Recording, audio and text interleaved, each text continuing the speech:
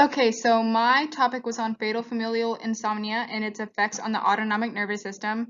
I don't know if you guys have seen the movie Awake, but it's essentially the same thing. You basically lose the ability to sleep and your body just quickly deteriorates until you can't move, you're in a comatose state, and then you die.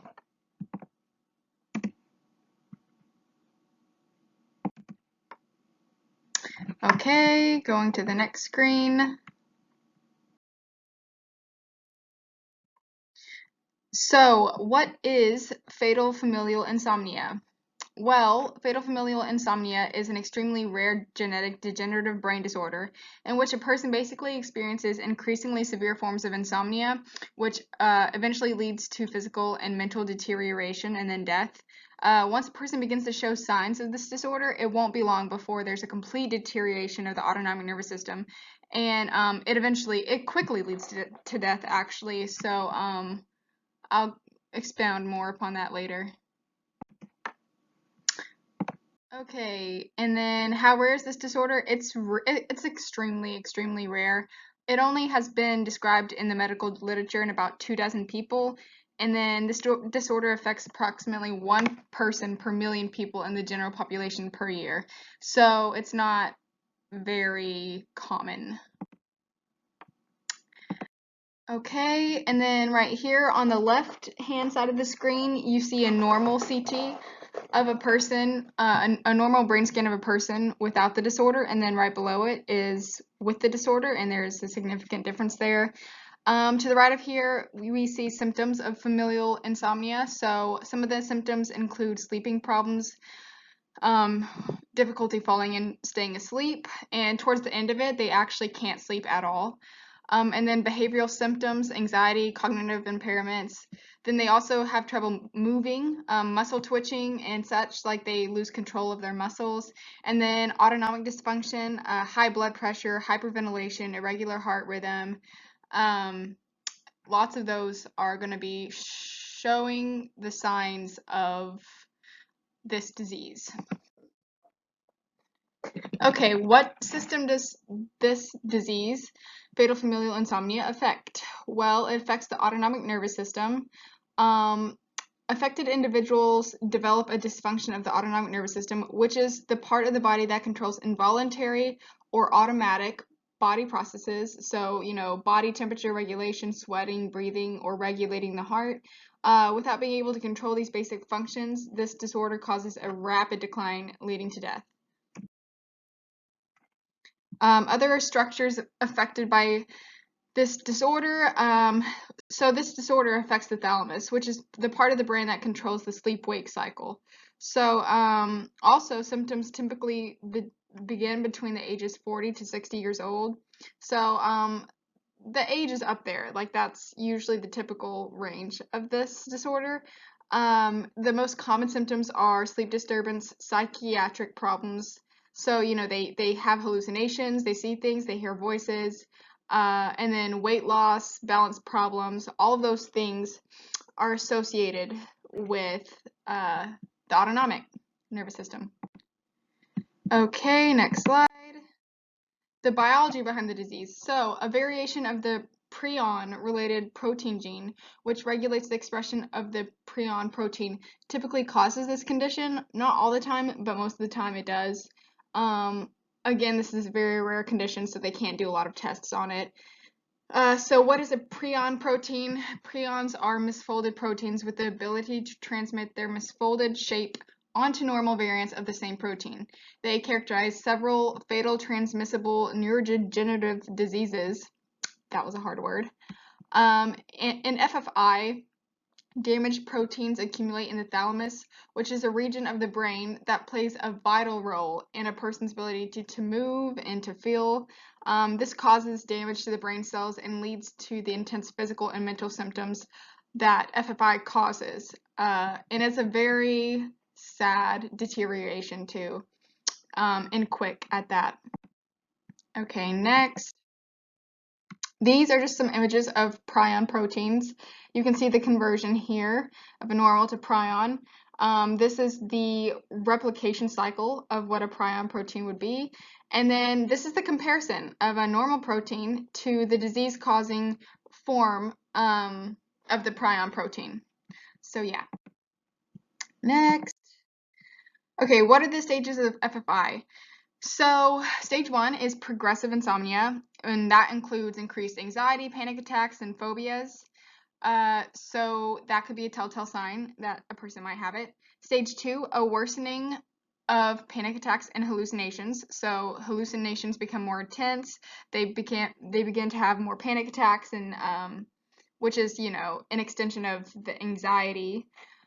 Stage 3, rapid weight loss with a complete loss of ability to sleep. So they can't sleep at this point. There is no going back, and you know, a lot of mental deterioration comes from that because, you know, your body when you sleep renews all of the things that you need to be properly functioning as a human being. So stage 4 is profound dementia. So they basically lost it at this point. After this, it's just basically comatose and then death. And this happens very quick. I'm not sure. I think I have a slide on it, but it happens within the first 3 months to less than it's within the range of 3 months to 2 years, but it's always less than 2 years. So it's a rapid decline, and they always die from it. The scary part is that the time frame from diagnosis to death ranges, okay, so there you go, few months to a year, no more than 18 months. Can you survive it? Well, it says fatal in the title of the disorder, so no, you can't. Only a few treatments can effectively help manage the symptoms. For example, sleep medications might provide temporarily relief. Why can I not talk? Temporary relief from some people. But it doesn't work long term. So it might help at the very beginning, but towards the end, it doesn't help at all because the person absolutely cannot sleep. And then researchers are currently working towards effective treatments and preventative measures. So far, they don't really have anything, but again, it's a very rare disease, so it's hard to treat. All right, next. So, the autonomic nervous system and sleep. So sleep and the autonomic nervous system are closely related from an anatomical, physiological, and neurochemical point of view. FFI is associated with clinically relevant autonomic dysfunctions involving cardiovascular and respiratory control. Dysfunctions of the cardiovascular and respiratory autonomic control have a negative impact on prognosis of the associated sleep disorder, in this case FFI, and may represent a risk factor for the development of other chronic diseases or life-threatening events. Again, FFI is a life-threatening event, basically, because you die from it. Right here is the sympathetic response, and then the parasympathetic response, just a diagram of that, and then the ANS right there. So what is the autonomic nervous system?